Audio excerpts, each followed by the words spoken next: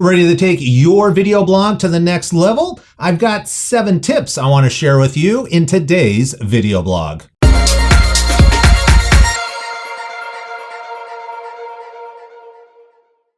Hi there, internet fans. Ryan Perry here, and in today's video blog, I want to give you 7 tips to take your videos to the next level.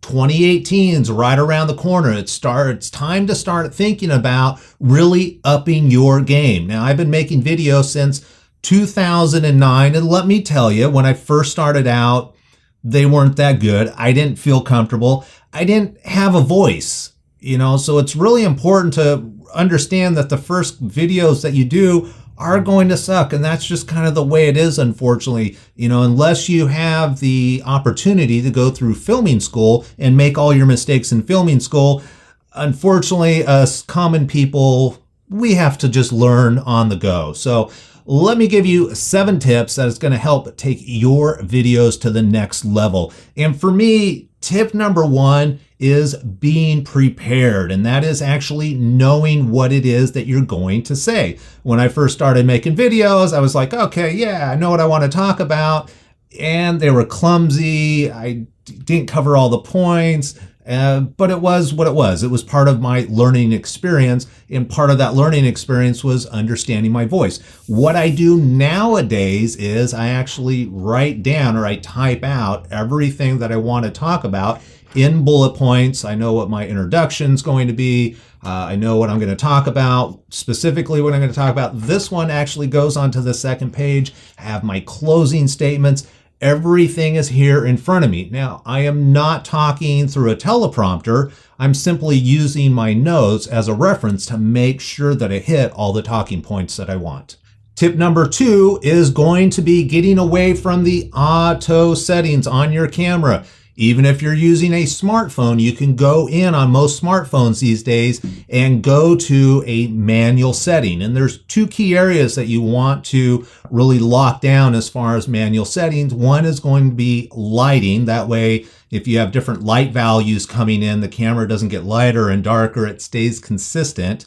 And then number 2 is going to be the manual focus on your camera lens. That way you don't get the shift from the camera trying to stay focused on you. I recently posted a quick tutorial on how to use the manual setting on your DSL lens that you can check out in a card above.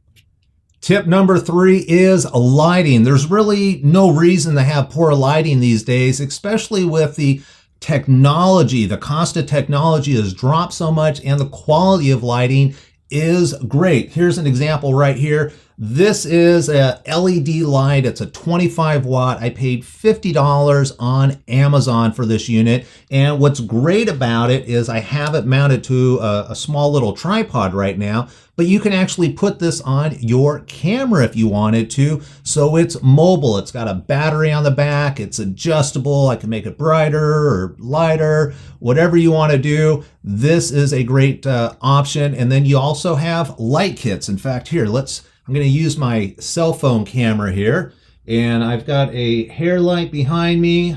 I have a key light over here to my left. There's the camera. There's a little LED for a little fill light and some additional fill light.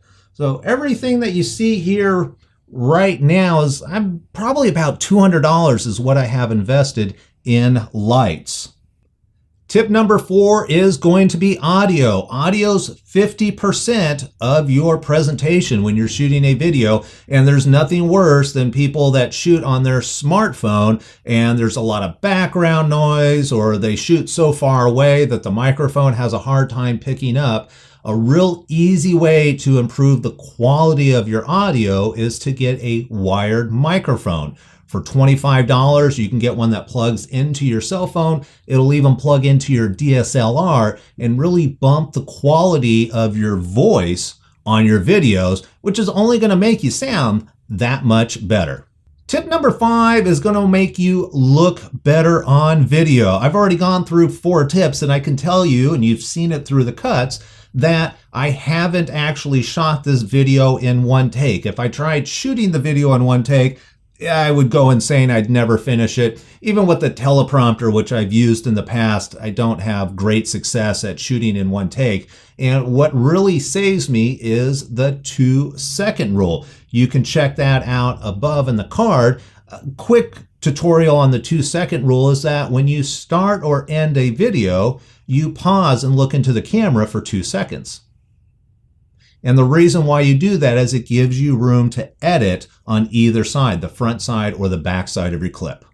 Number 6 is a big one for me, and that is just simply practicing. It's amazing how when you practice in front of the camera, again, talking to a camera is very awkward for a lot of people, and so was walking back in the day. I mean, can you imagine back in the day when you first tried walking, how difficult it was and how many times you fell down and you weren't successful? And over time, you got more comfortable walking and it became okay. It's the same thing talking to a camera. It's going to be a little awkward and uncomfortable for a lot of people. But by doing it, by practicing it, you'll actually get more comfortable. And if you help yourself out in step number 1 and actually prepare for everything, it's going to make it that much easier because you don't have to think on the fly.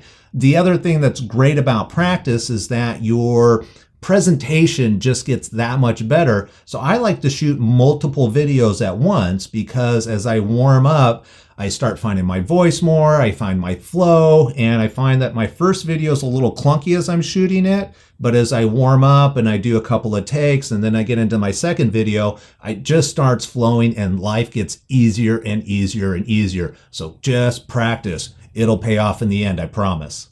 I saved the best for last, and that is number 7, which is edit your videos. Unless you plan on shooting live all the time, the reality is you're going to need to edit your videos. And that means one of 2 things. You need to get good at editing your own videos. And if you're on a Macintosh, you have iMovie, and there are a ton of tutorial videos on YouTube that will show you how to make clean edits so your final product looks as professional as possible. And your second option is outsourcing to Fiverr or Upwork or a local videographer who's going to make those edits for you. It's going to make the quality of your presentation that much sharper. It's going to make it more engaging, and it is definitely worth the bang for the buck to edit your videos. Not sure what to talk about in your video? I recommend downloading the Ultimate Content Creation Guide. I put a link below. This is a great guide that will actually step you through the process of creating relevant content that your end users will want to watch. All right, internet fans, this is where you get to engage with me. I'd love to know what you think about my 7 tips. 2018's right around the corner. Are you ready to take your video production to the next level and really boost the quality of your content? I'm also curious to know, out of the 7, which one you like the best, and is there an 8th, 9th, or 10th tip that you would have liked me to add? While you're thinking about that, do me a favor, go ahead, subscribe to the channel. It really does help me out. And if you found this video helpful, give me a thumbs up. And if you didn't, go ahead and give me a thumbs down. Just gives me a better idea of the quality of content that I'm providing. All right, everybody, I hope you have a great day. Take care.